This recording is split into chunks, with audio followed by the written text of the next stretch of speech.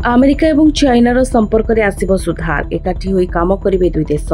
उभय देश राष्ट्रमुख्य परस्पर सह आलोचना करिबा परे किछि एमिति संभावना सृष्टि होइछि। उभय नेतांक मध्यरे होइतिबा आलोचना सकारात्मक रहितिबा प्रकाश करिसेंती अमेरिका राष्ट्रपति डोनाल्ड ट्रम्प। दुई नेता अनेक प्रसंग पर आलोचना करथिबा कहा जाउछि। ट्रम्प कहिसेंती अमेरिका पई संपर्क प्रतिष्ठा खूब गुरुत्वपूर्ण। सोयाबीन समेत अन्य फल पई अमेरिका और चीन मध्य बुझामणा होइछि। यार लाभ सीधासलख अमेरिका कृषकों को मिलिबो। 3 सप्ताह तले दक्षिण कोरिया से जिनपिंग कथा होइतिले। एबे आलोचना को आगु को बढ़ा जाउछि। उभय नेता लगातार भाव आलोचना करने जरूरी बोली ट्रम्प कहिसेंती। टेलीफोन जोगे होइतिबा कथबार्ता रे से जिनपिंग 2026 रे ट्रम्प को बेजिंग आसिबाकू निमंत्रण दैछंती, जहाकू यूएस राष्ट्रपति स्वीकार करिसेंती। से मध्य जिनपिंग को अमेरिका आसिबा पई निमंत्रण दैछंती।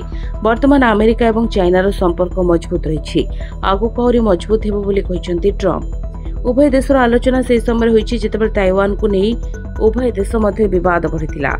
जिनपिंग ताइवान को चीन अंश कही किंतु अमेरिका चीन ही दाबी को खंडन करने सह ताइवान सुरक्षा को निज हाथ में रखिछि। Bureau report, Dinalipi live.